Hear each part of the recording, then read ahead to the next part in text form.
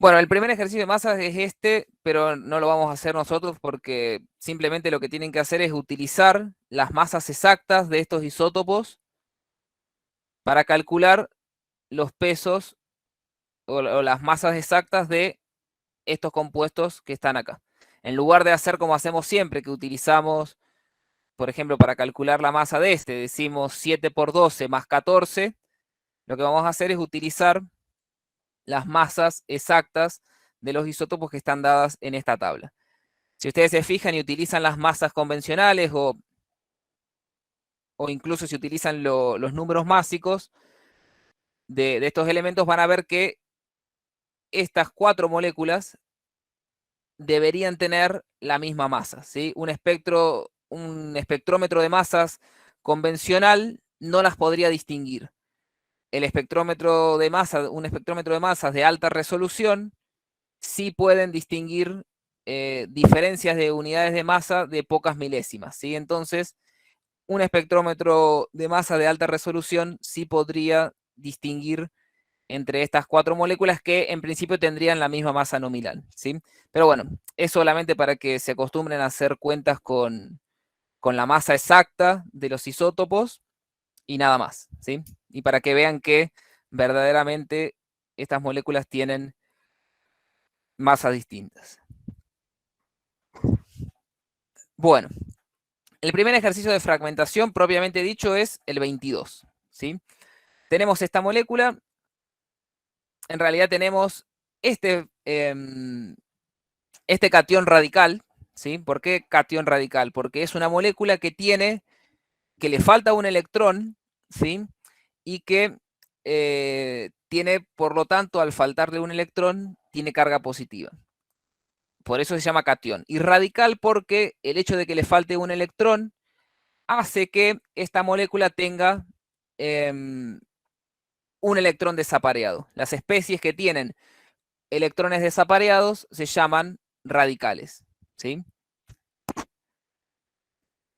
Esto es algo que probablemente lo hayan visto en la orgánica 1, cuando vieron mecanismos de reacciones radicalarias, probablemente se hayan familiarizado un poco con las especies radicalarias en ese tema. Pero bueno, tenemos esta molécula. Cuando tenemos la molécula entre corchetes, la carga positiva y este punto lo que indica es que esta molécula tiene un electrón desapareado. Cuando está representada así, nosotros no sabemos dónde falta el electrón, porque la molécula que está adentro del corchete tiene todos los electrones, ¿sí? ¿Cómo nosotros representamos un radical? Vamos a hacer un ejemplo muy rápido. Si nosotros tenemos esta especie, ¿sí? Que es un anión que tiene una carga negativa, ¿sí? ¿Cómo se llama este anión?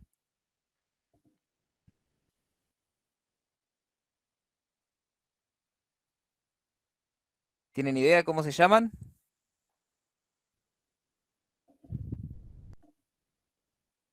¿Nadie?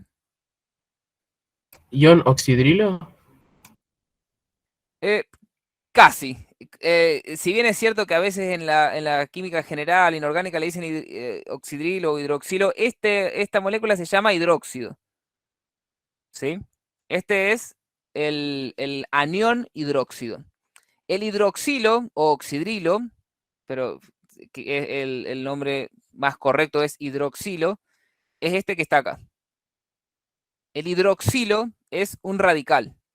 Si el hidróxido pierde un electrón, tenemos esta molécula radicalaria que se llama radical hidroxilo. Fíjense que son distintas.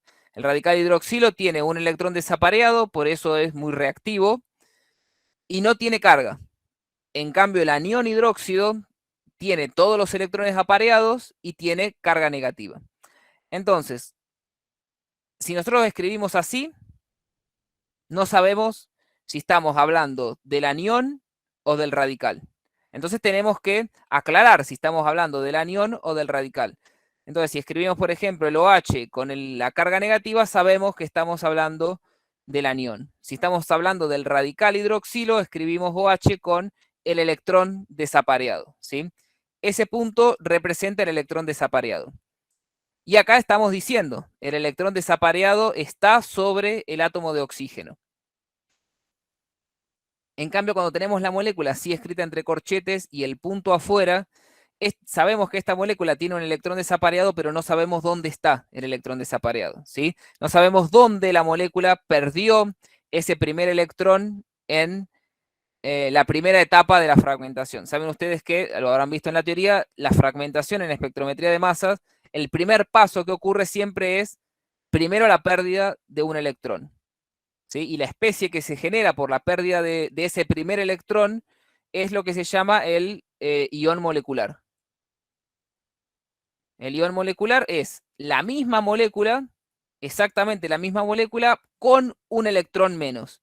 Entonces el ion molecular, si consideramos que los electrones tienen una masa despreciable, el ion molecular tiene la misma masa que la molécula que generó este ion molecular.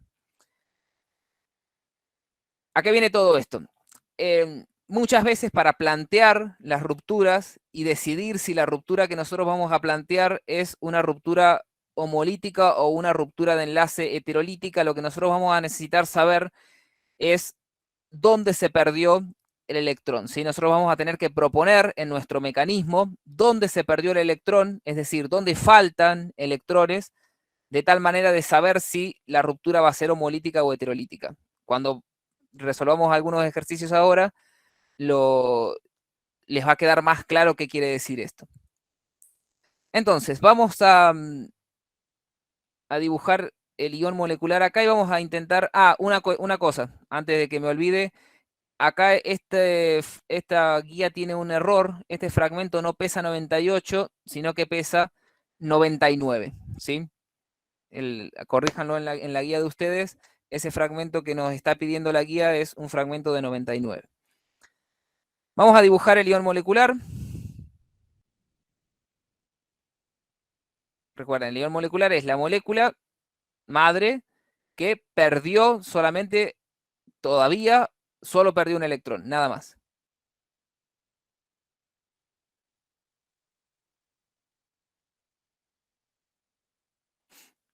Y lo vamos a dibujar a la molécula en esta conformación. ¿Sí? Como acá tenemos un carbonilo, este es el carbono alfa, este es el carbono beta, este es el carbono gamma, ¿sí? Para que se ubiquen, este es el carbono alfa, este es el carbono beta, este es el carbono gamma. Acá en el carbono gamma hay un hidrógeno, ¿sí? Que completa las valencias de este carbono, que está unido a este carbono, a este carbono, a este carbono, y acá, aunque no lo representemos, hay un hidrógeno. Y vamos a proponer que esa primera ionización de la molécula que generó este ion molecular, este catión radical, dejó un electrón desapareado acá, ¿sí? Es decir, que nosotros teníamos la molécula completa, ¿sí? Con los dos pares libres de electrones sobre el oxígeno, y en la primera etapa de la fragmentación se perdió este electrón. Entonces fíjense que acá tenemos un electrón desapareado sobre el oxígeno y este electrón desapareado es el que está representado acá. Si nosotros a esta molécula le representáramos los electrones así, no haría falta representar el simbolito de electrón desapareado afuera del corchete. Y dejamos el corchete porque la molécula tiene carga positiva, porque justamente le falta un electrón, ¿sí? Pero bueno, cuando está el signo afuera y no están representados el electrón desapareado en la estructura, no estamos diciendo dónde está el electrón. Estamos diciendo que esta molécula tiene un electrón desapareado, pero no estamos diciendo dónde. Para los mecanismos, muchas veces es necesario poner dónde está el electrón desapareado. Bueno, entonces la primera fragmentación que nosotros vamos a ver es, bueno, quizás justo es el mecanismo más complejo de todos, ¿sí? Pero es la fragmentación que se llama fragmentación de McLafferty o mecanismo de McLafferty, ¿sí? Esto lo habrán visto en la teoría. Ocurre cuando la molécula tiene una estructura tal que se puede formar esta conformación que tenemos acá, de tal forma que en una especie de estado de transición se formaría un ciclo de 6 miembros. ¿Sí? Fíjense que tenemos acá un oxígeno, carbono, y son 2 átomos, 3, 4, 5, 6. ¿Sí? Y se fijan acá, se podría pensar que podría formarse un anillo de 6 miembros. ¿Sí? El movimiento de electrones que ocurre, o en definitiva lo que nosotros tenemos que pensar siempre, tenemos que apuntar, como en todo proceso químico, a saber cuál es el enlace que se forma y cuáles son los enlaces que se rompen, ¿sí? En el mecanismo de McLafferty se rompe el enlace alfa-beta al carbonilo, ¿sí? El enlace entre los carbonos alfa y beta al carbonilo es el enlace que se va a romper. Y se va a formar un enlace entre este oxígeno y este hidrógeno, ¿sí? Entonces, ¿cómo se va a romper este enlace? Lo que ocurre es lo siguiente. Viene un electrón acá y un electrón a este átomo de carbono. Fíjense que las flechas que yo estoy representando son flechas de una sola punta, ¿sí? Arpones le dicen a veces, y lo que está representando ese movimiento de electrones es que la ruptura del enlace es homolítica, que quiere decir que cada carbono se lleva un electrón de ese enlace, ¿sí? Bueno, y luego este enlace entre el carbono gamma y el hidrógeno también se rompe homolíticamente, ¿sí? ¿Cómo se forma el enlace entre el oxígeno y el hidrógeno? Se forma con un electrón de este enlace y este electrón que había quedado desapareado sobre el oxígeno, ¿sí? Entonces, tengamos cuidado ahora con cómo queda la molécula luego de la fragmentación de McLafferty. Recuerden ustedes que la carga positiva por ahora está en el átomo de oxígeno, ¿sí? Porque tiene un electrón de menos. Si ustedes calculan la carga formal de ese oxígeno, les va a dar más 1, ¿sí? Recuerden el cálculo de cargas formales que seguramente lo han visto en la orgánica 1.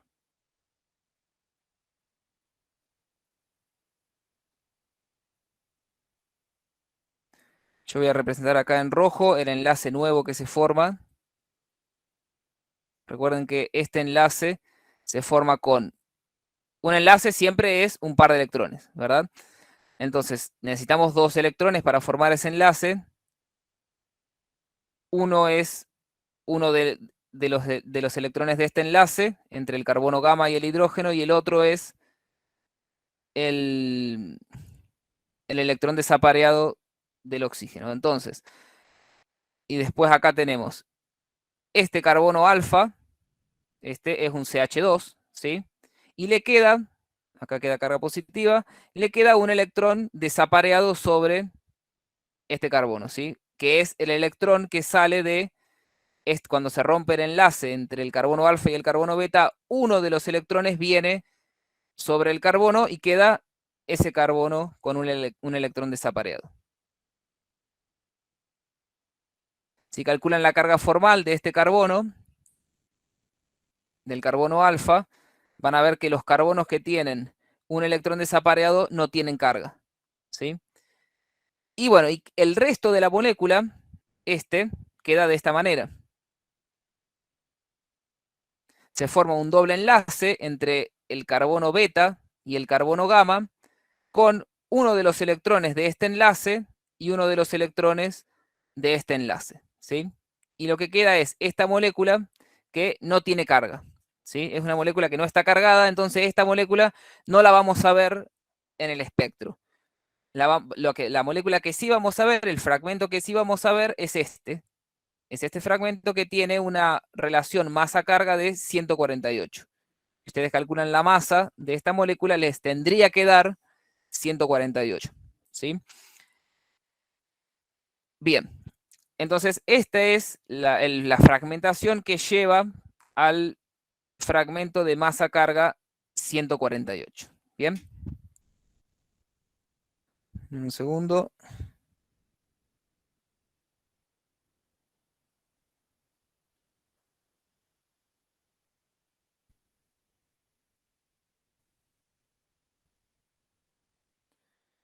Bien. Bueno, tenemos que justificar todavía 3 fragmentos más. Fragmento de 91, uno de 33 y uno de 99. Este ya lo hicimos. Bien, vamos a partir de este mismo ion molecular, ¿sí?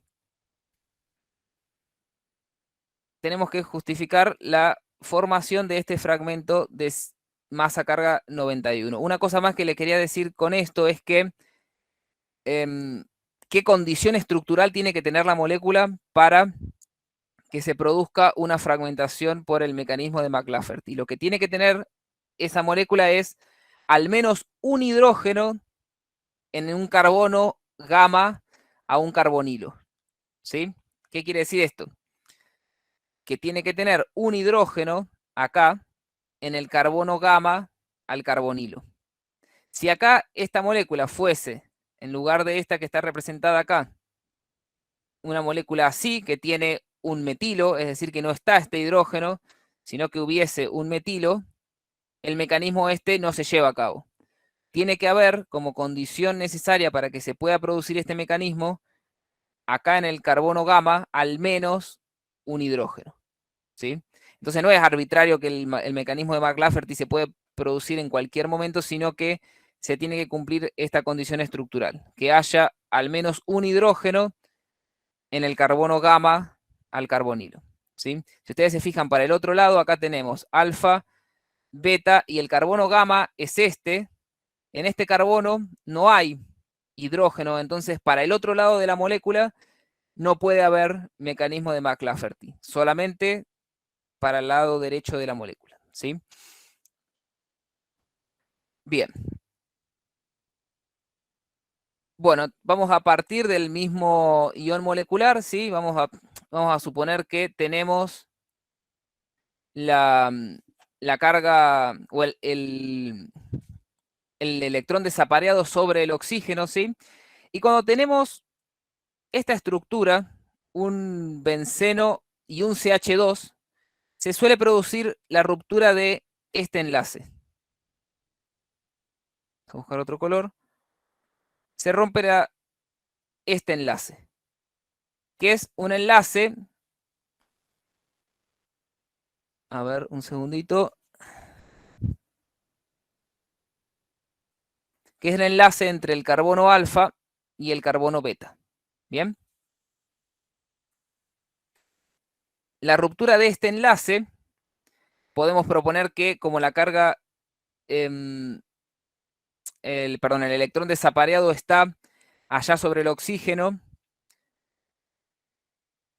se produce una ruptura heterolítica de este enlace, es decir, que los dos electrones van al carbono alfa, ¿sí? Ahora yo les voy a mostrar por qué. Lo que obtendríamos sería este fragmento.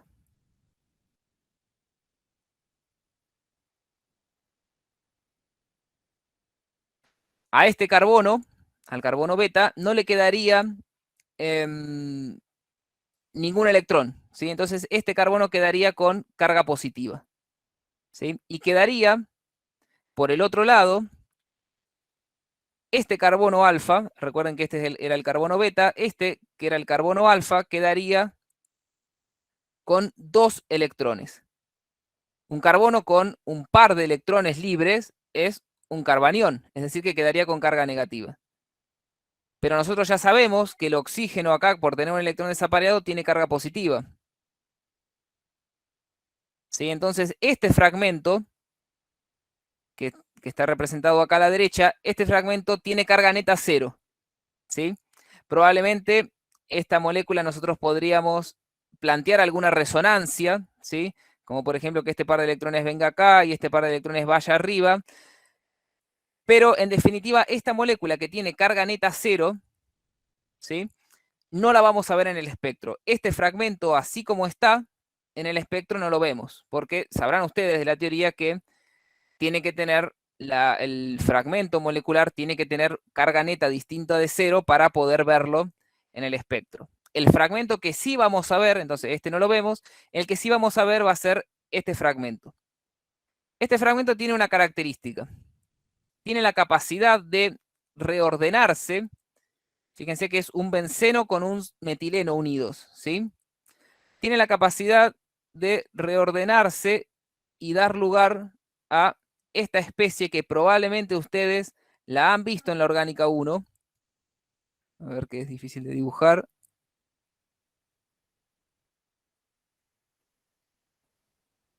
A ver si alguien recuerda cómo se llama esta molécula. Lo que ocurre es que se forma un anillo de 7 miembros, ¿sí?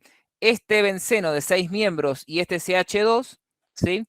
Se reordenan para formar este anillo de 6 miembros. Perdón, de 7 miembros. ¿Alguien recuerda cómo se llama esta especie? Ion tropilio puede ser, profe. Sí, ese es un nombre, el ion tropilio. O también se llama catión, bueno, catión o ion tropilio, lo mismo, ¿no? Catión, ciclo heptatrienilo, ¿sí? Es un catión, porque tiene carga positiva acá sobre este carbono. Ciclo heptatrienilo quiere decir que tiene 3 dobles enlaces en un anillo de 7 miembros, ¿sí? ¿Alguien recuerda qué característica tenía esta molécula de la orgánica 1?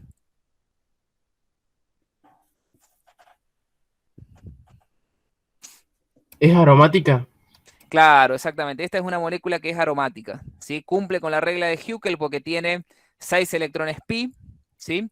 Entonces es una molécula aromática. Es una molécula aromática y por lo tanto es muy estable. Y en general, cuando en las estructuras nosotros, en la estructura molecular del analito que estamos analizando, tenemos un benceno unido a un CH2, en general el pico más intenso del espectro va a ser el pico que corresponda a la relación masa-carga 91, que corresponde con este ion tropilio. Ustedes saben que los picos son más intensos cuanto más estable sea el catión radical o el catión que nosotros estamos formando. ¿Sí? En este caso no es un radical, sino que es solo un catión. No tiene electrones desapareados. El hecho de que sea aromático hace primero que se produzca este reordenamiento en la molécula para pasar de esta estructura a esta otra estructura que es aromática, y además hace que en general siempre el pico más intenso sea el correspondiente al ion tropilio o cicloheptatrienilo, siempre y cuando este pico va a existir cuando tengamos un benceno unido a un CH2 en la estructura, ¿sí? No quiere decir que siempre se va a formar un ion tropilio. Tenemos que tener que se forme este catión, este fragmento, y luego se reordena y forma esta molécula aromática que es muy estable comparada con los otros cationes y radicales que se forman en la fragmentación, ¿sí? Bueno, esta ruptura nosotros la podríamos llamar, le podríamos decir que es una ruptura en beta porque se rompe el enlace entre el alfa y el beta, ¿sí? Se rompe este enlace.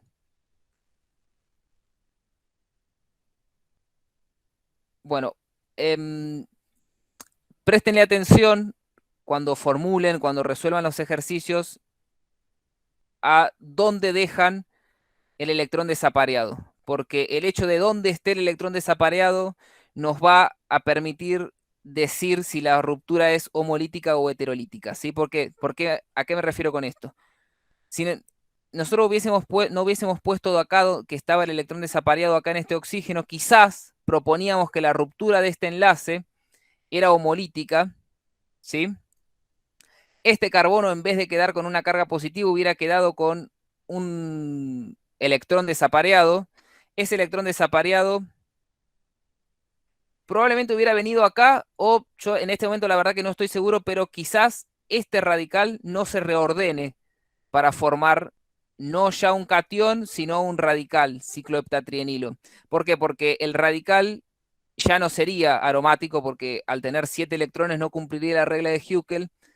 Probablemente, si esto fuese un radical, esta reacción este reordenamiento no se lleve a cabo, tendría que fijarme en la bibliografía a ver si ocurre o no. Creería que quizás no. Pero lo fundamental es que si bien este radical tiene una masa de 91, el hecho de ser un radical y no tener carga haría que no se vea en el espectro. Porque en el espectro recuerden que siempre tenemos que ver especies que tengan carga. Sean o no sean radicales, especies que tengan carga. ¿Sí? Entonces, en este caso en particular, no nos servía que la ruptura de este enlace sea homolítica. ¿Sí? Tenía que ser una ruptura heterolítica de manera que quede la carga positiva en el carbono. ¿Sí? Entonces presten atención a dónde dejan el electrón desapareado. Bien, a ver. Bueno, y tenemos otros dos fragmentos, uno de 133 y uno de 98, perdón, de esto era de 99, que los podemos justificar por rupturas en alfa. La ruptura en alfa quiere decir que se rompe este enlace o se rompe este enlace, ¿sí? Entonces, se lo dejo a ustedes para que lo planteen, propongan cómo sería la ruptura de este enlace o de este enlace y fíjense los fragmentos cargados que les quedan, deberían poder por la ruptura de este enlace justificar este fragmento de 133 y este fragmento de 99.